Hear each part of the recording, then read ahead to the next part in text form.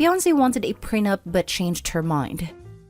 I, 33 male, have been with my fiancée, 30 female, for 3 years now. She works for a big tech company and makes over 6 figures. I, on the other hand, work as a car mechanic and makes less than her. I proposed to her about 5 months ago, but she wanted to get a prenup. She feels that she worked hard to amass a certain level of wealth before the marriage, and that she wants to protect it, and I happily agreed. Last night, we got a draft of the prenuptial agreement and had to disclose the assets that we wanted to protect. That's when she found out my assets are worth 15 times more than hers, and how she wants to back out of the prenup. I told her no, especially since she wanted to protect her assets in case of a divorce, and I went through all this process to make it happen.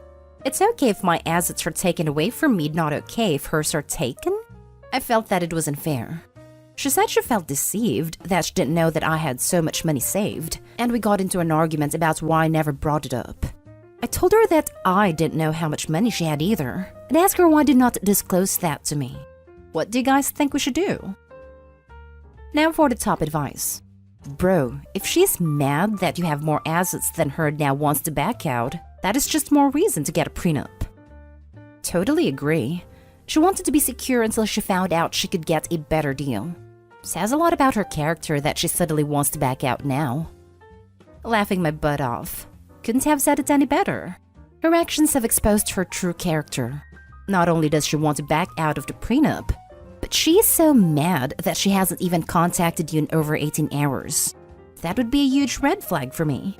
I'd start thinking about postponing/canceling that engagement. Woof. I would put the marriage on hold until you two have some really serious conversations in premarital counseling about all things financial. You might also make sure you get really deep into other taboo topics like children, work, life plans, politics, intimacy, living together, expectations, etc., in case you don't know each other as well as you think. Time will bear out whether it is a good relationship for your future. It also is a red flag that you haven't spoken in a while since the argument. Stonewalling typically not a healthy conflict resolution strategy. Good luck. This. Clearly, this couple doesn't know each other as well as they thought they did. Premarital counseling and a prenup are going to be absolutely essential for this relationship to work. No prenup is equal to no marriage. And if you have to argue about the prenup, then just end things with her. That's what I ended up telling her. It's been less than 24 hours since the argument, and we haven't communicated.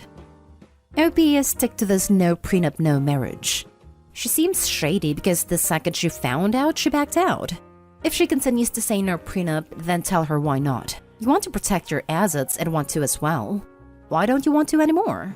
But hey, if you end up breaking up because she decided to be control freak now that she knows you're richer, we're here for you. Next story. My ex-girlfriend claims I mistreated her.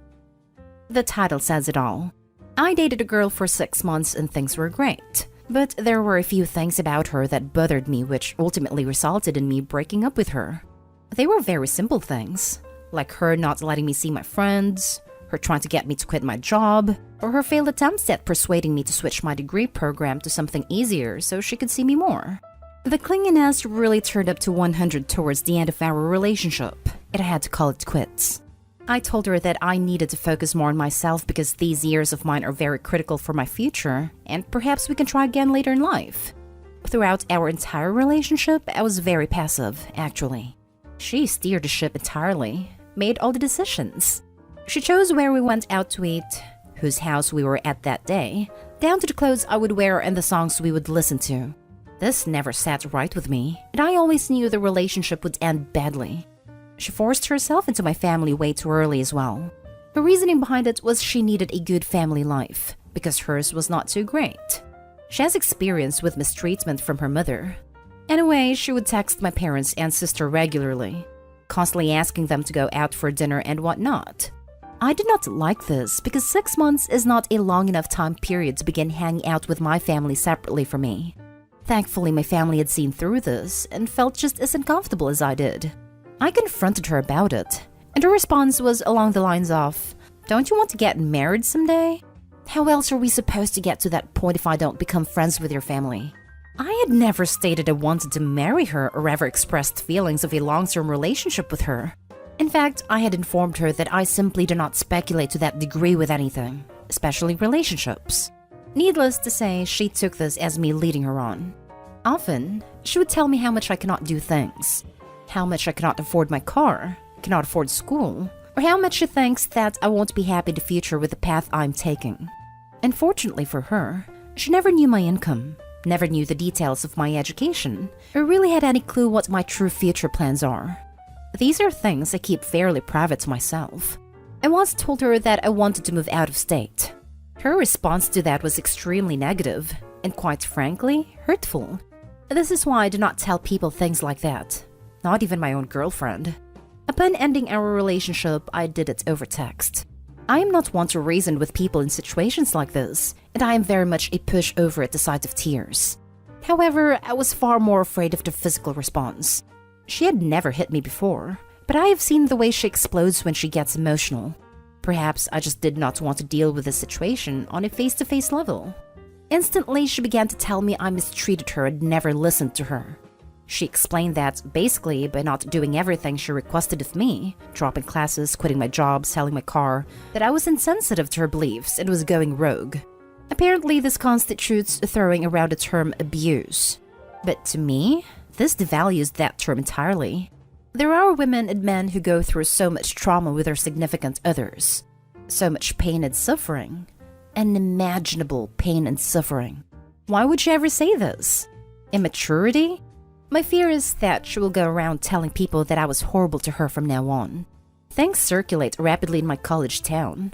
Each and every day we, thankfully, take mistreatment more and more seriously, as we must do, and it significantly destroys the offender's life, as it should.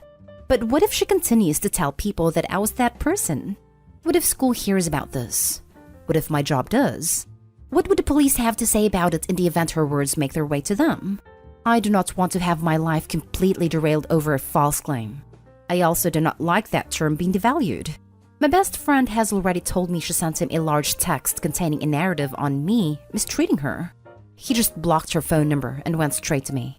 This isn't fair to me because, if anything, I was the one mentally mistreated for months, and I never had my chance to confront her about it. It took one for her by just breaking up with her, and this is how she repays me?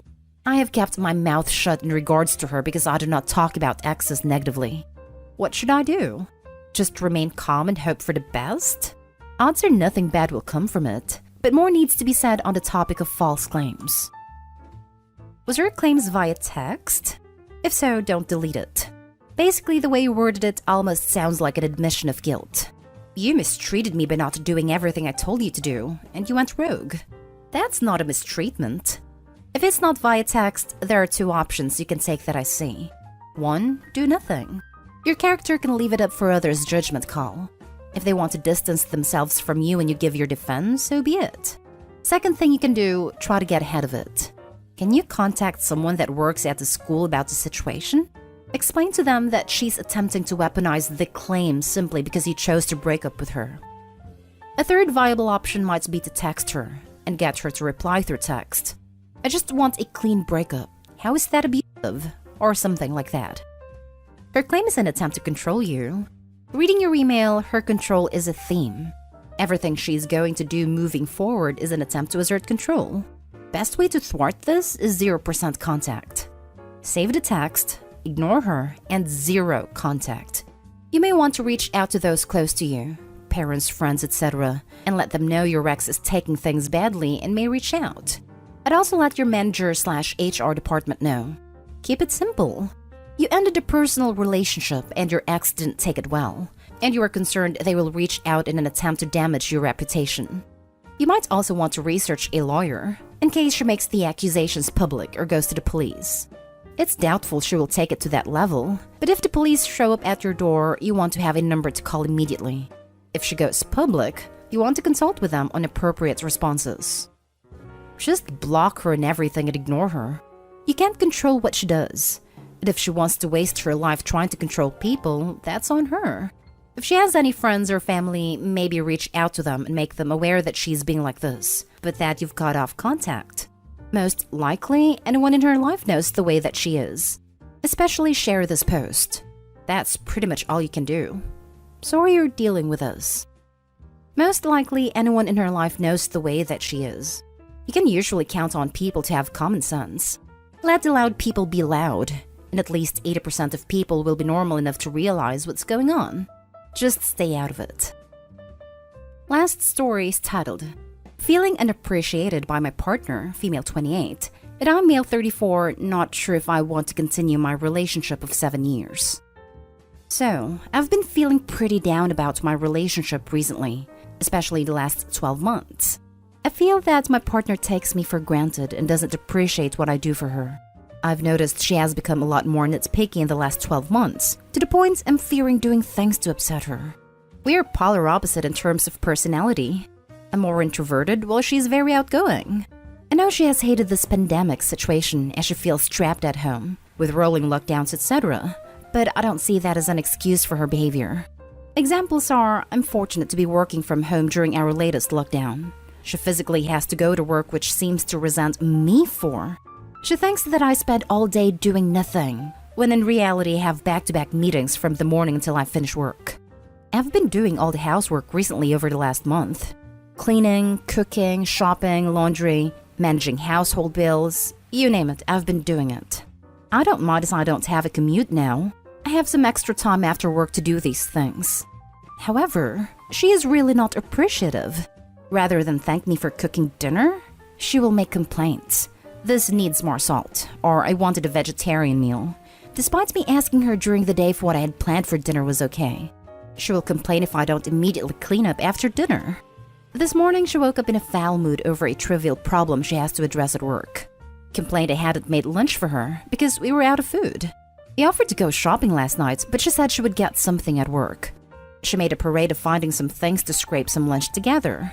Took the coffee I made her and stomped out the door without saying goodbye. This had been a recurring issue for a while now. We have had a lot of great experiences over the last 7 years. Traveled the world together, all my friends and family know and adore her.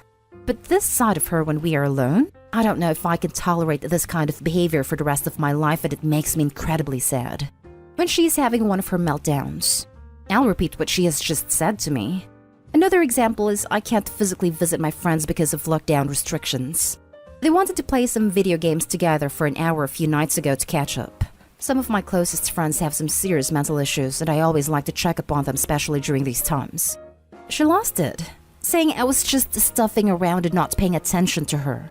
So I repeated back that I had cooked dinner for her, cleaned up, spent hours talking to her about her day and problems, and want to spend 1 hour talking to my friends who I haven't seen in a month is unreasonable. She then said, "You always make me sound like I've been a crazy girlfriend," when in my head I feel like she's being a child and unreasonable. If I go spend that hour with my friends, she will then be pissy and give me the silent treatment for the rest of the night for pointing out she was being a brat. Sorry for the rant, but I'm just feeling really horrible at the moment, and not sure what to do. I do love her dearly, and she can be incredibly caring and loving, but this behavior is becoming more common, and I don't know what to do. Now for the advice. Sounds familiar to me. My ex had an avoidant attachment style, and you might be dealing with something similar. We were together for about 5 years, and it was great at first, but as the years went on, she pushed me away, and I'm still heartbroken. I subsidized her lifestyle and ability to pursue her career of choice, and did my absolute best to keep our place clean, even though I am extremely messy. That was never enough, and I was never enough. Her career always came first. I would feel the same fear when she would get home at the end of the day, and I just started drinking a ton, which was no help. I left her and moved to a city that I actually wanted to live in. During the breakup, she told me that she had feelings for someone else and almost immediately moved in with them, on the other side of California. You should not have to live in fear of never meeting her expectations. I'm single now, and it sucks and is depressing in other ways, but I do what the heck I want, so there is that. Same.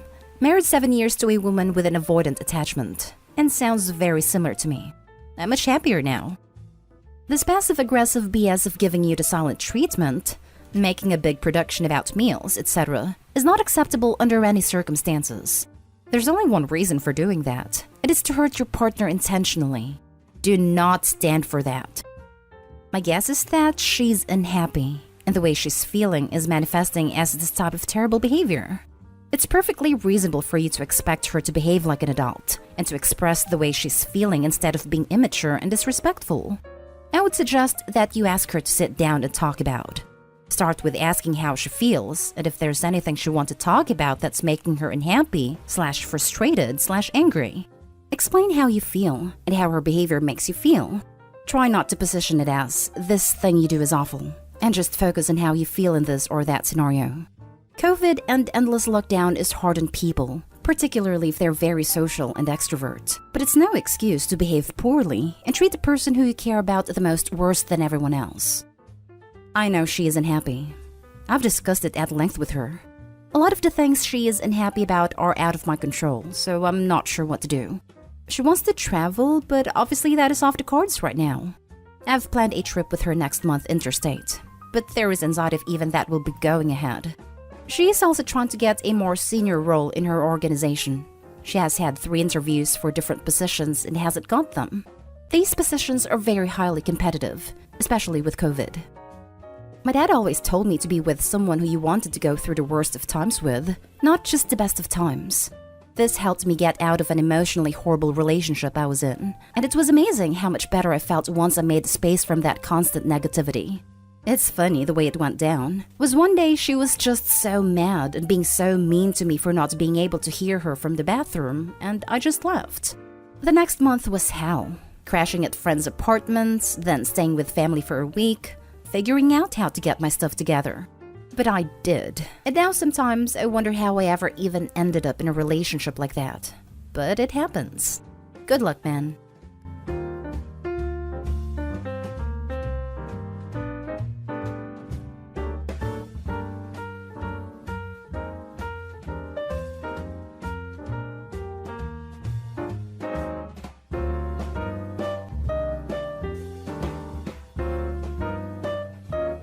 Am I the a-hole for switching to regular milk to prove my lactose-intolerant roommate keeps stealing from me? Me and 2 other guys share an apartment together, and we split all the bills. The only thing we don't split costs on is groceries. Everyone's in charge of buying their own food, and we don't touch whatever doesn't belong to us in the fridge. We put our names on everything, so no one gets mixed up. This issue has been going on for almost a year, and I'm sick of it. One of my roommates, Ray, keeps stealing my food. I get home from work and containers with my leftovers are sometimes missing. They have my name written on them, or my stuff finishes too quickly. My gallon of milk, for example. I buy almond milk because I like the taste, but it seems to run out after a week, even though I've only had it once or twice. I've confronted Ray about this lots of times, and it's caused a lot of arguments. He outright denies it and tells me I'm crazy, even though it's so obvious. My other roommate and I carpool together because we both work the same early morning shifts around the same area, so I know it's not him. It's always after we get back home and Ray's already left for work that I notice my food's gone. My roommates had a similar problem, but not as often as I do. I'm guessing it's because Ray doesn't like what he buys. The funny thing is, Ray buys a lot for himself and is even more stingy about his food. He will literally point out what's his when he comes back from grocery shopping and tell us not to touch it. Last week, my milk was nearly empty again, and I got fed up. I went to the liquor store and bought regular dairy milk. I drank what was left of my almond milk and refilled the gallon with the one I bought. This was to catch and prove Ray is the one stealing since he's lactose intolerant. The next day, Saturday, we get back from work and Ray is pissed. He yelled at me that he was stuck in the bathroom for 40 minutes with diarrhea because of my milk. He was using it to make a shake. I only responded with, "So then you're the one who's been stealing?" He freaking exploded. Yeah, he admitted he was sometimes drinking my milk and eating my food, but he was more mad that I switched milks than the fact that he was caught.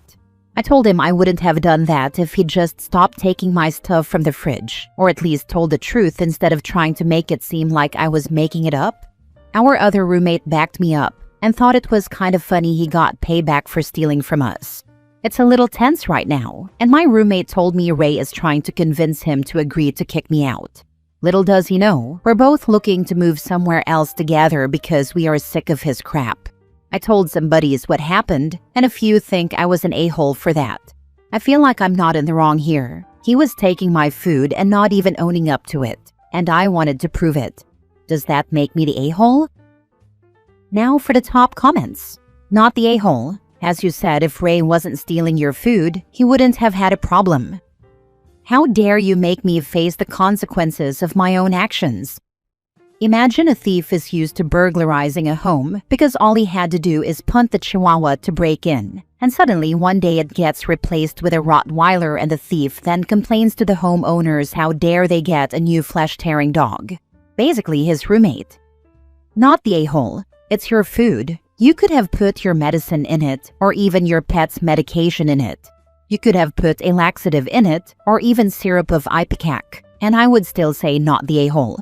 When people steal food, lie about it, and don't replace it, they reap what they sow. Food is expensive, especially milk substitutes. Without replacing the food, he was essentially stealing money from your wallet. Oh yeah, it really is. I try to buy from grocery stores that sell all organic, so it does get pretty expensive.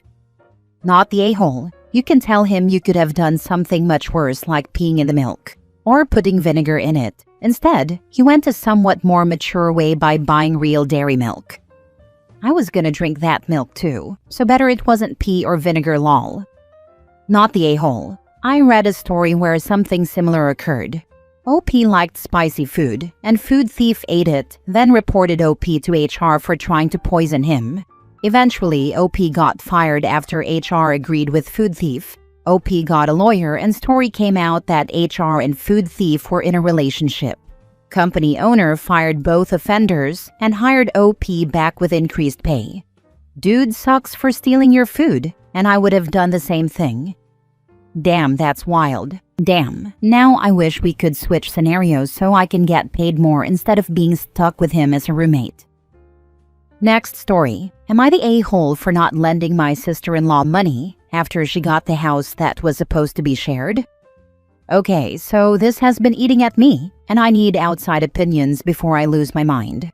A few months ago, my late grandparents' house was finally handed over. For years, we were always told, literally by my grandma herself, that the house would go to all of us, as in shared between me, my siblings, and even my sister-in-law, my brother's wife. You know, family home vibes? So I never made any plans of my own when it came to housing. I thought I'd eventually live there, or at least have a stake. Well, turns out the will had one name, just one. My sister-in-law. Not even my brother, her. My mom says it's because she helped take care of my grandparents during their last years, which is true, but so did I, just less visibly. I don't want to sound petty, but it felt like getting kicked in the teeth. No heads up. No, hey, by the way, the house is hers now. Just silence, then surprise.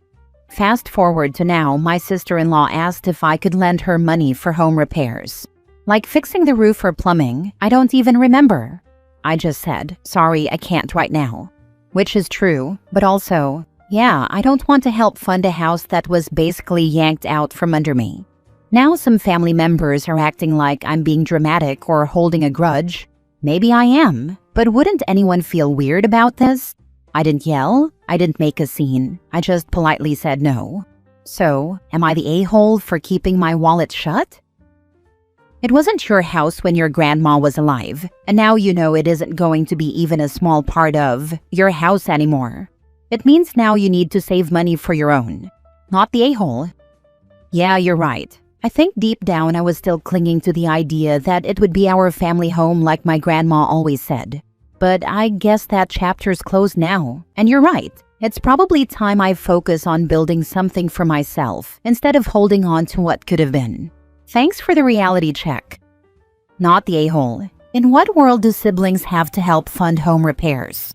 It's not something that I have ever seen. She's acting very entitled to even ask, regardless of how she got the house. Sister-in-law gets the house, which means your brother does too, but all the other relatives expect you to put up the money? Yeah, I get how weird it sounds, but that's literally what happened. The title is under her name only, not even my brother's. And now that stuff needs fixing, people are saying I should help because it's still family property. Like, how is it ours again now that money is involved? It just felt like I got cut out when it mattered most. So yeah, I'm not super motivated to help out financially. No hard feelings, just boundaries. My stepmom, I was like 30 when they got married. I was all set as far as mothers go. Pulled something similar after my dad died. After the funeral, we found out she got the house, which, fair enough. I didn't expect his will to make her homeless. But then within weeks, she says she needs help with the mortgage and repairs, and some appliances that need replacing or some stuff. Coincidentally, I had just gotten a $5,000 life insurance check, which was the full extent of my inheritance. There shouldn't have been a mortgage. They drained their equity dry and pissed it away on vacations and luxury cars, while I was and am barely treading water, and she still had the gall to cry pauper. Sounds like your dad gave her the house so she couldn't escape the home equity loans they took out. I'd be wondering if she's the one who took them out, and this was his revenge, but we don't have enough information to say one way or the other. Next story. Am I the a-hole for not wanting to hang out with my husband's friend as a couple after his wife was a bridezilla and yelled at me? My husband was a groomsman in a wedding a little under 2 years ago. He was very close with the groom, but unfortunately, their friendship started falling off shortly after the groom started dating his now wife because she's socially abrasive and has to be right in conversation, as if everything were a debate. She once yelled at my husband to get out when he walked into their house to use the restroom. He had the groom's permission while visiting. It ended up being an uncomfortable visit in the garage. Cue the wedding. The bride called me on our way to the venue. The bridal party was asked to arrive 2 hours early and asked me to pick up a sign-in book since it was overlooked. I was happy to help. My husband and I, one other wife, a friend of the groom, and a few other groomsmen were chatting during some idle time when I heard the bride screaming at the top of her lungs that anyone not in the bridal party is not allowed to be in that part of the venue until the wedding begins. Being one of the 3 guests there, one of 2 with spouses in the bridal party, I was very embarrassed. There were no signs, no instructions, the valet never notified us, and security never informed us of this rule. I immediately wanted to leave and offered to pick my husband up when it was over. My husband was upset and said he would leave if they found it acceptable to treat me like that, but I told him to stay and chalked it up to her being stressed. I ended up sitting in my car for over an hour with the other wife and didn't feel fully comfortable for the rest of the night. We've seen very little of them since the wedding. They had a gender reveal and we didn't attend because my mom had just died a few days prior, and I was still an absolute mess. They were angry we didn't go and used it as an opportunity to talk badly about us. Since then, I've only seen her briefly in social settings where I try my best to keep my distance. The groom has been begging my husband and me to go boating with them, but I really don't want to be stuck on a boat with her for hours.